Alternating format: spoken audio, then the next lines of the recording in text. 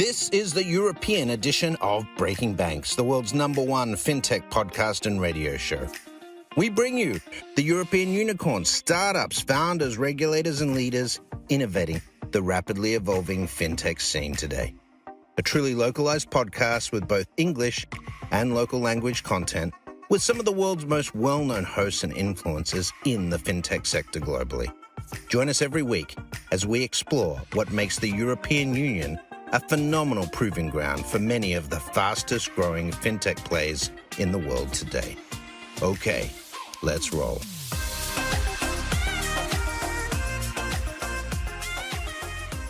Hello, everybody, and welcome back to another episode of Breaking Banks Europe. I'm Francesca Liverti, and I will be your host for today in one of our most popular formats, the Ecosystem Zoom In series. And we are continuing today with the Nordic area once again. So after the last episode that we had about Finland a couple of weeks ago, we will now focus on another amazing country, which is Norway.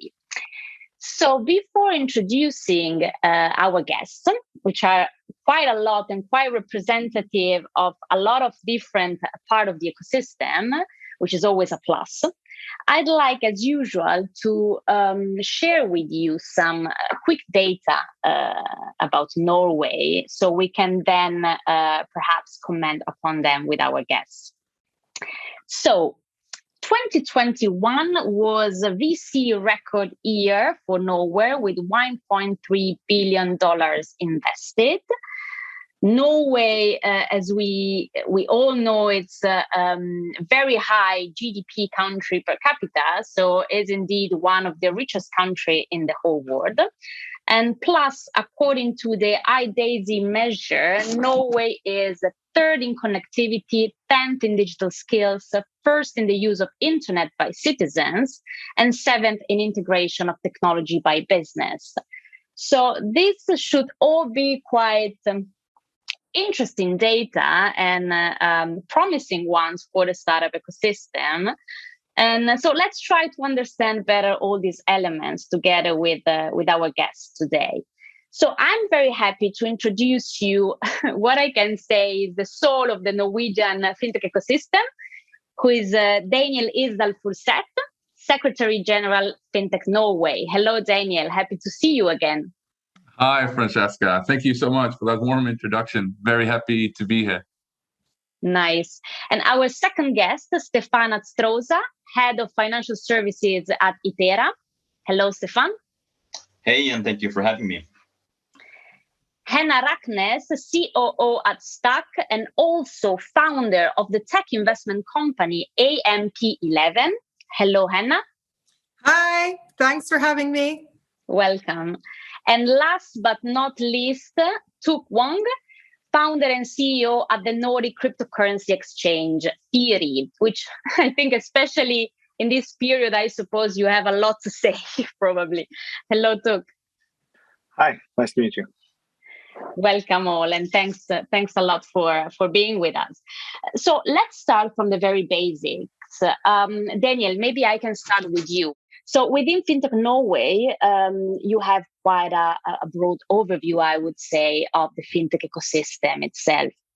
So given your experience, how do you see the evolution of the Norway's ecosystem in the last year? And maybe we can deep dive a little bit. Where do we stand right now?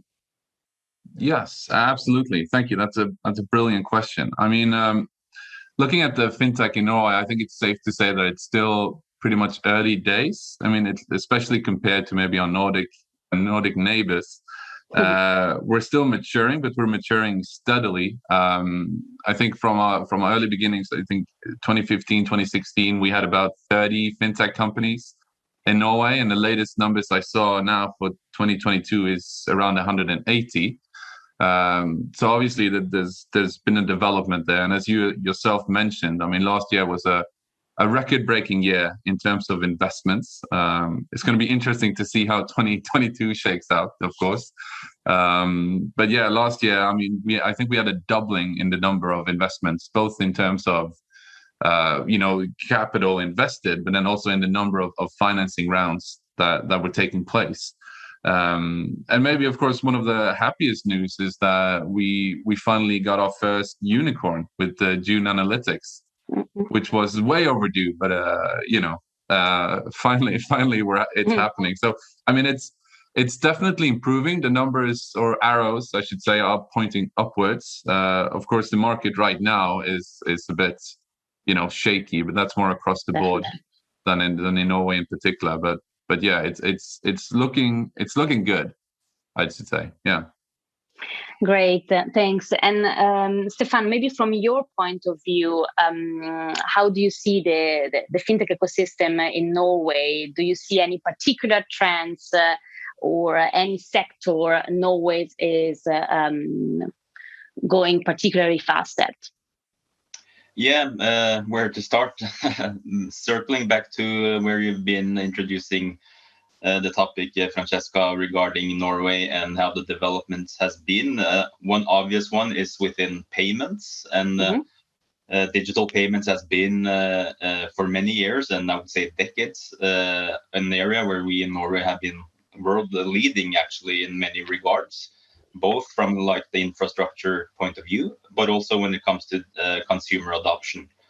And especially after now the pandemic, cash is it has been on a steady decline the latest decades or so, but now, especially the last 2 years, it's I wouldn't say zero, but it's I think it's the cash usage is now at 3 or 4% after the pandemic, which speaks to the rate of digital usage when it comes to mobile and desktop services from not only fintech players but banks. And that's also a large trend, digitization, that banks in general in Norway has been front runners in many areas when it comes to at least putting some of the processes and solutions not necessarily fully automated and digital, but we have come a long way from the incumbent point of view as well, which is important to have in mind when speaking of the fintech ecosystem, in my opinion. Yeah, it's always interesting what you were saying, sorry to interrupt you, about the digital adoption, because coming from a completely different country, it's quite crucial to push digitalization when you have kind of tech-savvy population. So what I see from the Nordic countries is that the head towards a cashless society, it's basically super fast. Also because from the cultural point of view, probably the population is much more willing to accept this kind of changes.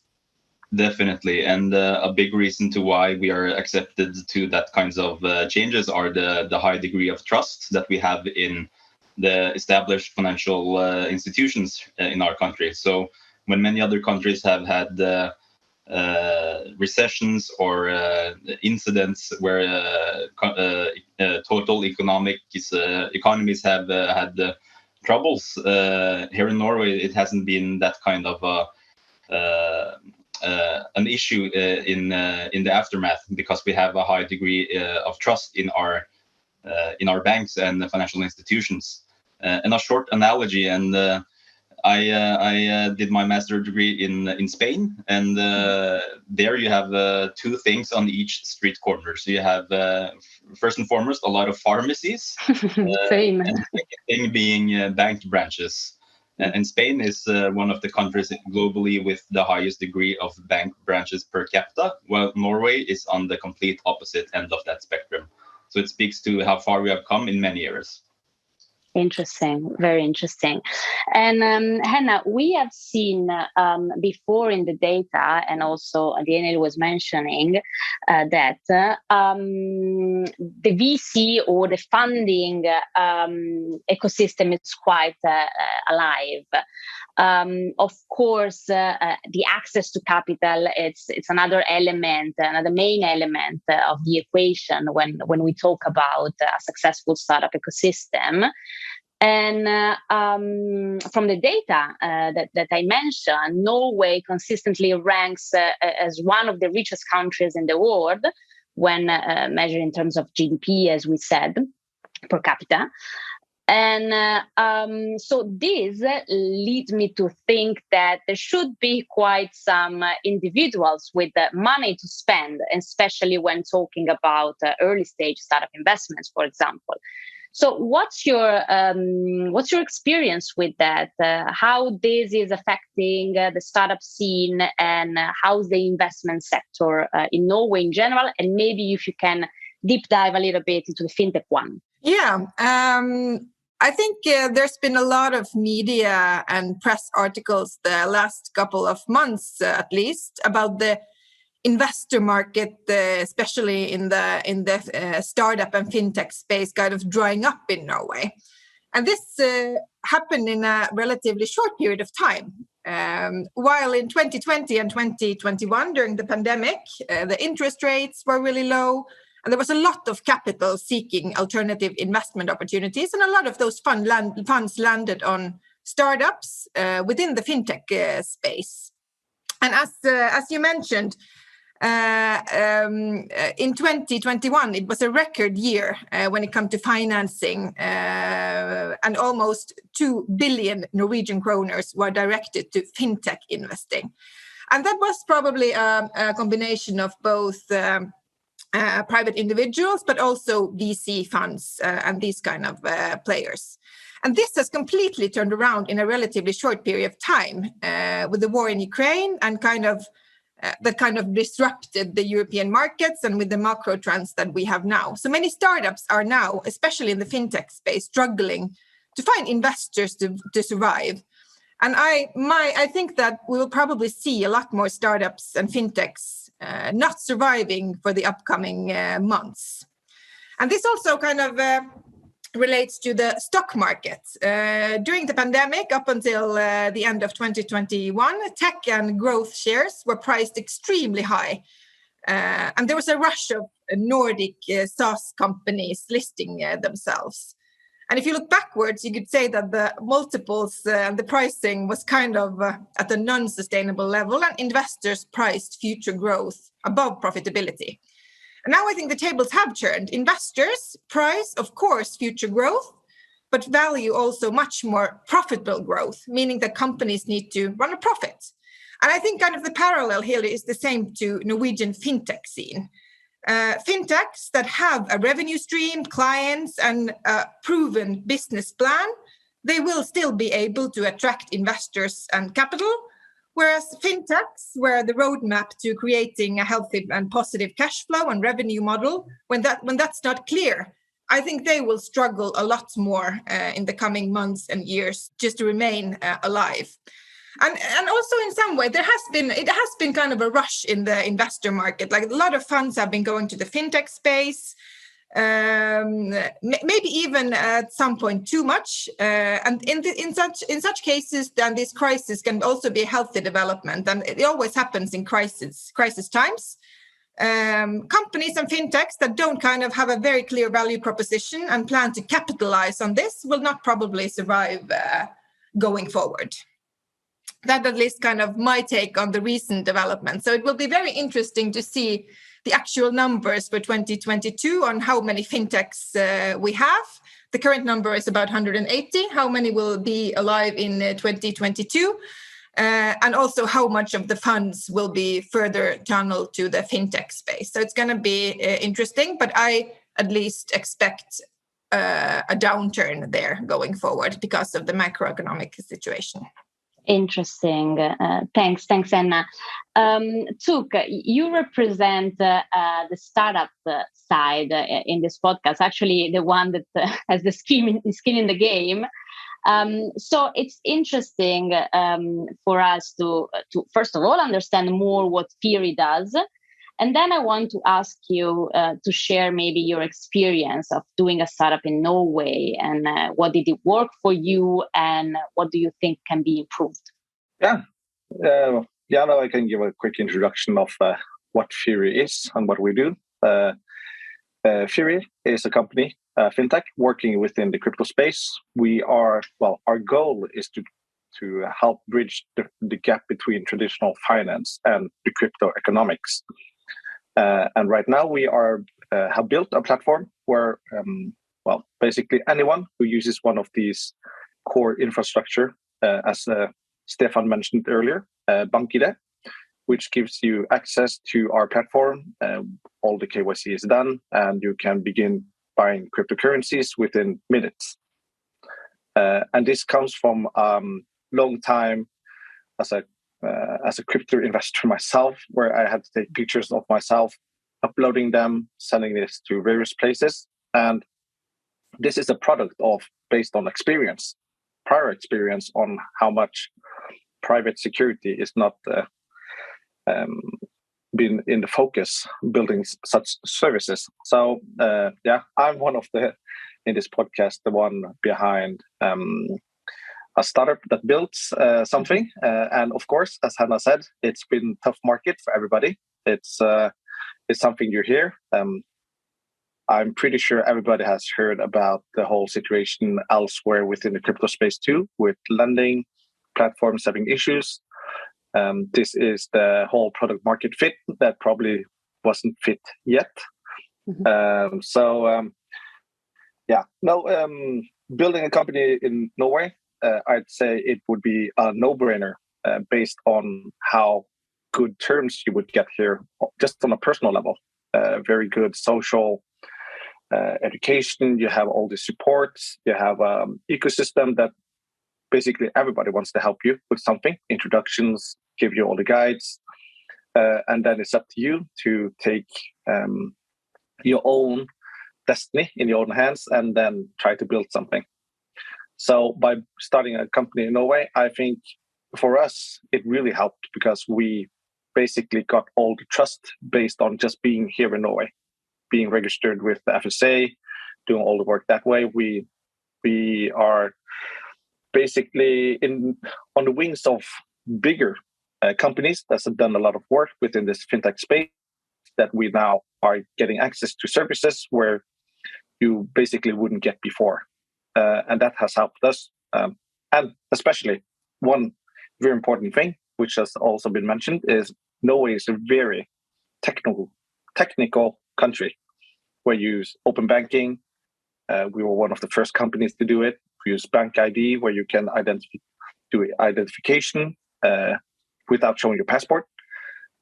So just combining all these things here in the Nordics, and especially here in Norway, you get a huge competitive against global fintechs coming into the country, because understanding how it works here is, just as Norway and Denmark and Sweden are speaking more or less the same language with some nuances, the whole how people react to fintechs are very different. So it's really hard coming to Norway, I think, to build services here. And we see that, for example, with neobanks, it's been a tough thing trying to break the big banks here in Norway. And one thing is super technical, super slick, and one is, it's technical, but it's not that super slick as a fancy mobile app, for example. Yeah. Interesting. Thanks, Thuc. And you mentioned actually other Nordic countries from the Scandinavia area. And also in our previous episode about Finland, we were discussing a little bit that. So I'm curious to hear your opinion, Daniel, or also others, if they want to intervene about the Nordic startup scene. Can we actually talk about a sort of Nordic ecosystem, or do you really think we have to be particularly focused on what Norway does, Sweden does, Finland, and so on? I think the answer to that is both yes and no. I think it's definitely, as Thuc said, there are a lot of similarities between the Nordic countries, but there are a lot of dissimilarities as well. I think there are a lot of fun founders in Norway who have scale to other Nordic countries, thinking that this is going to be super easy because it's basically Norway, and then you get there and you realize that we may speak the same language, but the way they do business, and it's the little nuances in difference of culture that turns out to be quite a shock after all. And there are, of course, I mean, as I said in the beginning, especially if you compare us to Sweden, which is kind of reigns supreme in the Nordic countries when it comes to fintech, Norway is still very much in the early days. So there are a lot of different things happening in the different markets. But then, of course, speaking from a FinTech Norway point of view, we're definitely trying to create sort of this unified Nordic market that you speak of. Actually, just last month we had our very first Nordic TPP meeting, where we kind of reached out to our sister organizations in Denmark and Sweden and Finland and Iceland as well, and we try to create a forum where we basically just gather all the TPPs and we try to understand, okay, how are you dealing with your incumbents, with your financial institutions? Are they collaborating? What is your relationship with your local FSA? What are the different issues and barriers that you are facing, and are there any similarities, and so on? Which is a forum that it was the very first one. We had representatives from Norway, of course, Sweden and Finland, and then in our next forum, which will happen in August or mid-September, I think, we will also have participants from Denmark and Iceland. So, we are, in terms of communication at least, and sharing knowledge and experiences, I think you can speak of this Nordic kind of unified market. But there are also very big differences, I think, within the different countries. I think also it's very important to think of, take the Nordic perspective, because markets in themselves, like the Finnish market, the Swedish market, the Norwegian market, they are actually quite small. So in order for many of these fintechs to grow and create scale and create profitability, you kind of have to expand. You have to expand to your neighboring countries to grow, especially if you have a very niche product. So I think a lot of kind of future synergies could come from thinking the Nordics more as one area, and then going from Europe to Europe from there. Because when you go to Europe, the markets are, of course, even more different, I think, than the Nordic market. And that is kind of a different ballgame than working in the Nordic markets. Thuc, you want to share your opinion as well? Oh, yeah. No, I just want to double down on both. Norway is, on a fintech scale, I think Norway is still very, very in the early days. You have some stories coming out of Norway, but most are still working on, branching outside of Norway. I think that's the biggest difference between other countries. For example, Sweden, where you have fintechs thinking very globally, very fast, very early. Yeah. Meanwhile, here in Norway, we are starting local first and then dip our toes into new markets. So I think that's one of the biggest reasons. I think Norway has been lacking behind, and now with 180 fintechs trying to catch up to 10 years of spread. Yeah. If I can just add to that, I think I absolutely agree with you, Thuc, and I think also, again, talking about differences, and maybe one of the reasons why we haven't seen as many Norwegian kind of scale-ups going outside of Norway is when you look at how our capital structure is kind of set up, because in Norway, it still heavily relies on the government, not just in fintechs. I think every startup, their first funding comes from Innovation Norway, which is sort of the government's instrument in fostering innovation and helping startups, getting that first early cash, which is obviously it's great for startups to kind of have that channel into funding, but it makes us dependent on the government, right? If you go to Sweden, for instance, you have a much more distributed capital structure, right? Yeah. So I think that's also a key difference between the countries. But of course, it's again, I'm optimistic, and it's slowly changing in Norway as well. And we are seeing, as you said, again, last year a record-breaking year in investments. It was also a record-breaking year in terms of foreign investors looking to Norway. So It's still early days there, as has been said several times. I think we are slowly seeing that same snowball effect that you've already seen so many times in Sweden with Klarna and Tink and iSettle, right? You're starting to have companies creating millionaires and multimillionaires who then can reinvest into fintech and kind of get that snowball running. It's still early days in Norway. Definitely.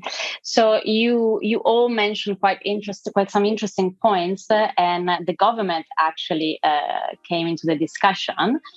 So I want to double click on that, but before we are going to go for a very short break, and we will be back in 1 minute. Do you want to be part of Breaking Banks Europe? Reach out and learn more about the opportunity to be featured in one of our shows.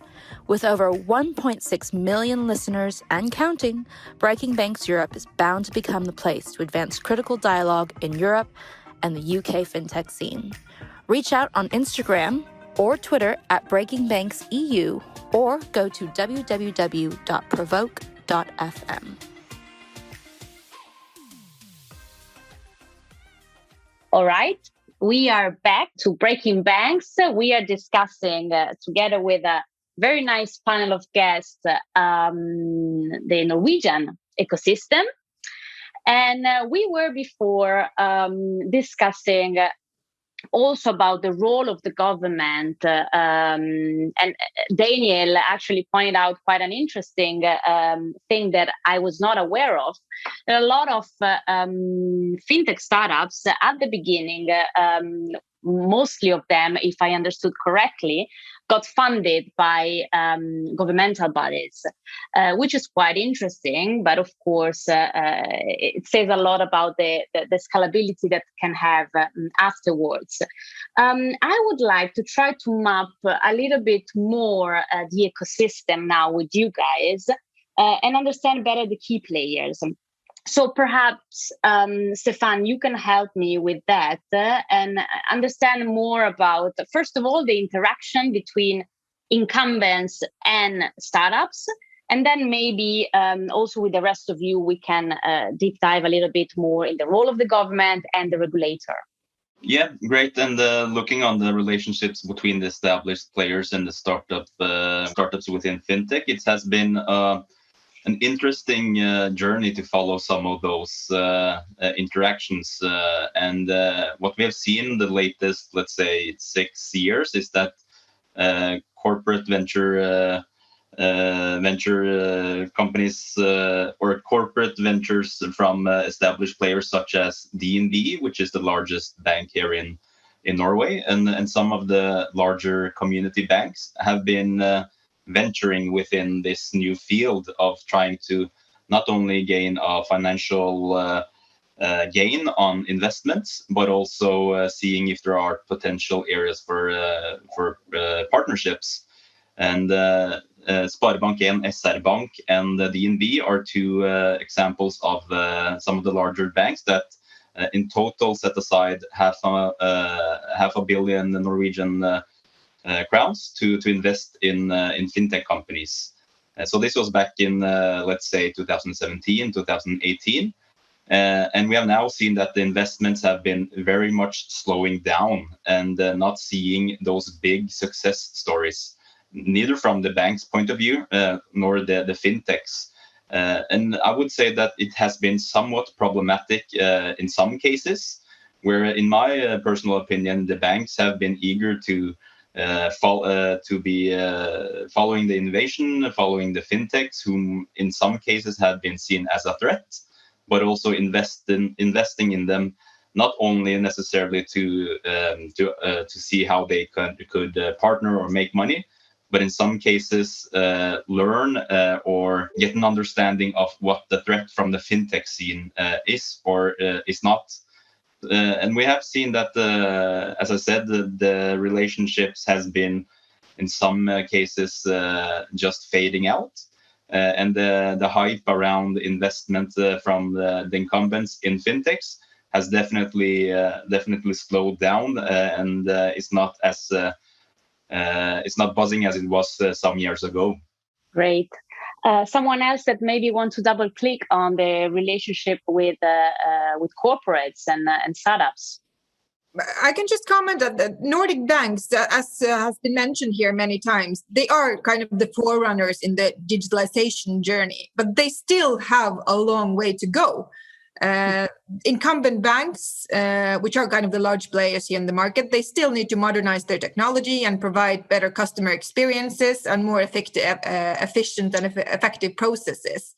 So I think the market for kind of for fintechs, it's still there. The incumbents have just about started their journey, and there's just tons of work to do to bring Nordic banks up to speed, like technology-wise. And even though we've talked about the market downturn and these kind of things, so if you can kind of survive the next couple of years, there will still be a market longer down the road. Probably will look a bit different, but kind of the inherent need to modernize banking infrastructure and banking technology is still there. Thanks, Henna. And if we go back on the government role and on the regulator, I suppose you took, for example, considering that you are in a quite, allow me to say, unstable kind of sector in terms of regulation. How do you consider the regulator attitude towards your sector and in general the attitude of the Norwegian government and regulator? Did you have any advantage, clarity or whatsoever? Yeah, so here in Norway, I think the FSA is doing a really good job actually on getting up to speed on this whole technology and space. It's growing way faster than anyone has anticipated, basically. Even you can just look at MiCA, that's the crypto and markets in crypto assets regulation that the European Union is now pushing out, hopefully in 2024. That's something that was meant to build to stop something that was happening in 2017. For reference, that's almost 5 years ago. So the FSA here in Norway has been very early out trying to work with companies within our space, in the crypto space, trying to find solutions and figure a way how to actually do the whole regulation part. So as of now, we are complying under, for example, the anti-money laundering regulation, the same as the banks, which is a big step ahead compared to what it has been before, which were nothing. So this is something I find very interesting to see from country to country when we talk to the FSAs around where they are in their thought process, how they are working towards the whole crypto space and so forth. So I'd say that the Nordic FSAs has been more ahead than what I thought they would be compared to what they were back in 2018 when this whole anti-money laundering rules got in place. And for the government side, I think I can for certain say that at most of what Daniel said about the government giving support to ignite this fire into startups, they basically did for everybody except us in the crypto space. So we haven't gotten any help from anyone, not from the banks, not from the government on that side on funding. So this has been for everybody. Either it has to be bootstrapped, or you get funding from angel investors, family offices, or VCs. So it's going to be looking more interesting going forward. I think I see there's some changes into how the government are now working towards crypto companies. For example, now I think last year we were one of the first companies to actually get some support from the government for our machine learned based compliance tool for crypto assets. So that's like the first thing, but just a pure crypto company, I don't think you would get a lot of support on the funding side directly from the government, unfortunately. So it has to be very focused. Yeah, I think a lot of your peers are on the same boat. Actually, it doesn't matter if you are in Norway or somewhere else, unfortunately. And Daniel, what's your take on the government intervention? So, would you say it's a front runner in pushing forward innovation in Norway? Do you see any interesting initiatives moving on?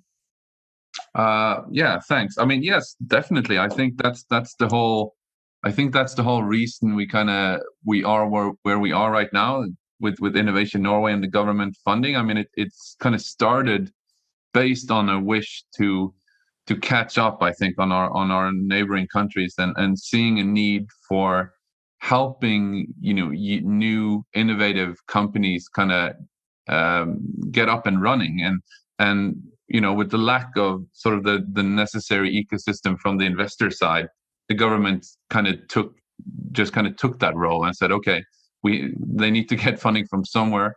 Let's pick up that mantle. And I think it was always their plan to kind of, okay, we'll kind of start pushing this ball and get it rolling, and then slowly and steadily we'll kind of hand it over to the private investors. But of course, when that is going to happen, I'm less sure of. But yeah, I mean, in terms of fostering innovation, I think the government is absolutely on one of the forerunners. But then again,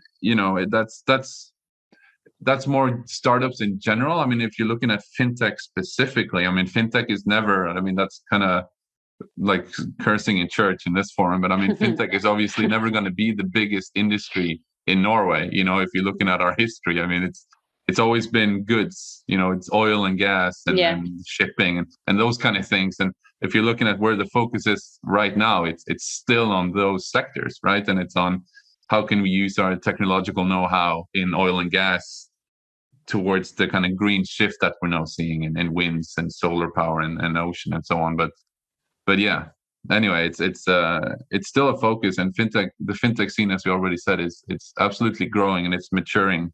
Maybe a bit slower than we would have hoped for, but it's slow and steady at least. Step by step, as we used to say. Yeah, step by step for sure. So you mentioned, Daniel, of course, that one of your biggest sector is the oil and gas one. And when I was reading about Norway, I've also seen that you have quite a highly skilled workforce in terms also of tech talent, which is another element I want you guys to comment upon, because one other element that makes a country attractive, or in general moving forward towards innovation, is definitely the availability of tech talent. And nowadays, in whole Europe, there is such a lack of tech talent that many companies are struggling to find correct people for the right position. So also, Henna, you, for example, are COO in a quite big tech company. So I'm interested to understand what's your all point of view on this in terms of Norway, but also a little bit more spreading towards European situation. I think definitely the shortage of kind of tech people, it's valid in the whole Nordics and in the whole Europe, and definitely in Norway as well. I think that's the biggest constraint on many of the growth companies within tech nowadays, is the shortage of talent. We are currently invested in 7 tech and tech-enabled companies, 2 of those that are fintechs. And this is kind of the main issue in all companies, how to attract and retain talent. And I also think this is one of the main reasons one should think of like Nordic cooperation in a bigger perspective, because the language is quite similar. The culture is, of course, there are differences, but still quite similar. So thinking of Nordic as a talent pool is very important. But I also, many of the companies that we're invested in are also looking at other kind of models where you have teams in other parts of Europe. So maybe actually the next step is to start looking at Europe as your talent pool instead of just the Nordics. And many companies have done this for many of years. They have developer teams in Ukraine and Serbia and Portugal and these kind of things. And I think you kind of have to look outside your own country's borders when you talk about attracting talent going forward. And of course, the corona pandemics also helped this in that way. You don't have to be physically local in one place. You can actually have dispersed teams across different locations. Yeah, definitely, and it's interesting because we can really see that the change of behavior. For example, I have so many friends that were data scientists, for example, in London, that came back to Italy because after the pandemic, it was really like no sense to be there where you can work from everywhere. So this idea that companies can actually look at their tech teams from somewhere else that it's not the actual country, it's quite an interesting and trigger topic. Stefan, do you have any opinion around the tech talent and how Norway is positioning in that? Yeah, it's obviously a talent war, and especially within tech. At Itera, we have 300 employees in Ukraine. And you can imagine how the process has been after the war broke out. But we now see that even though that many of our colleagues find themselves in working from war zones, they are still delivering high quality to Nordic customers. And that speaks to the quality of labor that you have outside of Norway. And as Henna said, you don't necessarily need to be physically located at the same location. Working remotely is something the world has gotten acquainted to, and I believe, in my opinion, that we will need to follow this as a trend moving forward. So Norway needs to continue on building the national tech talent pool, yes, but we will never try meet the demand for talents in Norway by only looking to us as a country. It's estimated that Norway will need 40,000 tech employees new tech employees by the end of 2030. Looking at the rate of graduates from the tech institutions here in Norway, we will never meet that demand. So the supply needs to come elsewhere. So having people from other countries in Central Europe or Asia or the Americas, that's something that Norway, not only within fintech but as a nation, needs to really take seriously, because we need to fulfill the needs that's out there within each industry, which is going through digitization. Definitely. And Thuc, from a startup point of view, what's your relationship when talking about reaching out to talent? I do agree with everything that's been said. I have a background in tech myself, so I get a lot of these headhunting spams all the time on LinkedIn, even though I'm the co-founder of my own company. So I do feel that there's a lack of talent pool. We do feel it ourselves. You have to look like very outside of tech. You suddenly have to look people who has been working in, for example, physics. Physics people are, I would say, they are fairly smart. Don't say bad things about physics people. No, my co-founder is actually having a degree in physics, so I won't say anything out of that. But it's, I think it's what Stefan said, that you have to look outside of Norway. And for us right now, we have to look outside of tech to find good people who can do a lot of stuff, because retaining tech people is really hard, especially when they have consultancy firms that can pay way better than product companies, because the product won't sell itself. It's all about hourly rates versus selling a product. So I think not only companies, but consultancy companies are feeling the pressure of needing more people to deliver services, but also not only fintechs, but every type of company is going to have a really tough time going forward. Even now during the downturn, hearing a lot about people getting laid off and such, I think those talents are just going to be swooped up before they even hit the market. And I see it very clearly that just in the last couple of 2 months, you basically are now using LinkedIn as a place where you announce that you are now being laid off, and within days you are already in a new position. So that only speaks volumes about how many people that are lacking right now, and not in 8 years from now. But right now, there's already this gigantic squeeze everywhere, and the pace are just going up. And with the interest rates and inflation and all that stuff, that's going to be an interesting cookie. Yeah, and I have the feeling it's not even a matter of salary competition, because, for example, young people or even my generation, it's really like focusing more on the excitement of the project instead of getting a huge salaries from banks or consultancies. So it's quite an interesting point of view, and I'm very curious to see how Europe is gonna develop in this sense about tech talent. So guys, we are almost at the end of our episode, but before closing up, I would like each of you to share with our audience, first of all, where they can find you. And second of all, maybe if you have any interesting news about your company or any project you would like to share with our audience, that would be great. So Daniel, maybe you can start.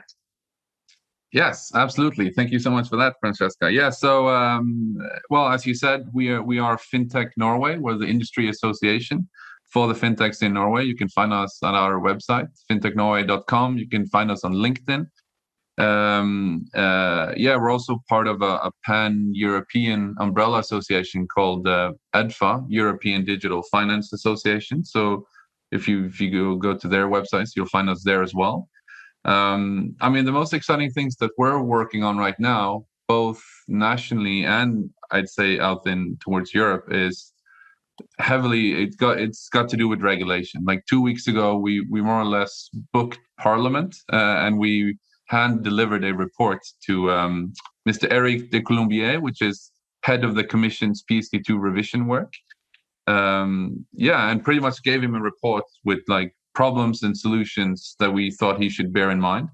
So we're hoping to post like a final report of that now during the summer. So that's coming up, and we're very excited about. And then of course we have exciting new members joining us as well. Maybe one of the biggest news, it's being dropped tomorrow, so this is an exclusive, but we have Vipps, nice, which is one of our biggest fintechs in Norway, joining us as a member. So that's also exciting. So our member base is growing. Indeed. Great. Congratulations for that. Thank you. Henna. Yes. You can find information about AMP11, which is our investment company. We invest in mid-sized tech and tech-enabled companies with headquarters in the Nordics and with significant growth ambitions and potential.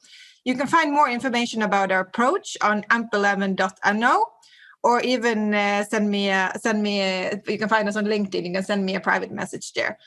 And we are always looking for new investment opportunities. So please reach out if you think your company fits the bill within the fintech space or within the other tech spaces. And also Stacc, where I also have an operative role there. We are a fintech with 150 employees, growing at a very high pace.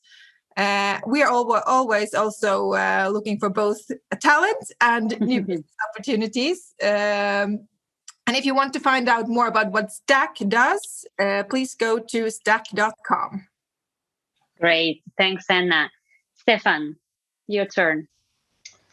You can go to itera.com to find more about what we do as an IT consultancy. And some of the projects that we're heading up now these days are related to a very important area that we haven't discussed in particular in this podcast, but RegTech and especially AML is an area where we're now focusing a lot with both regulators and incumbents. So if that's a domain that you're working within, you can find a report on our webpage, or you can DM me directly on LinkedIn. Thank you. And Thuc, what about Firi? Please give us some hope for the crypto space and market. Yeah, of course. I'm also always positive. So you can find more information about Firi at Firi.com. We are now based launched in Norway this week, actually. We will be launching in Denmark, and then we'll just keep accelerating throughout the Nordics and then go into new countries. So, even though it's down for everybody, we are looking ahead and doing what we can to survive and keep on growing, basically. So, it's interesting times ahead. I'm pretty sure of that. Thanks, Thuc. We're all sure of that. So thanks a lot, guys. It was really a pleasure to have you in the podcast. And of course, thank you very much to our audience for joining this Zoom in. Always remember to follow Breaking Banks Europe on all streaming platforms and social media. I'm Francesca Liverti, and see you all next week. Ciao! Thanks for listening to Breaking Banks Europe, a Provoke Media podcast in cooperation with FinTech Stage. Don't forget to tweet us out, shout out, or post to the team at Breaking Banks EU on Twitter. If there's something or someone you'd like to hear on our cast, let us know. See you next week on Breaking Banks Europe.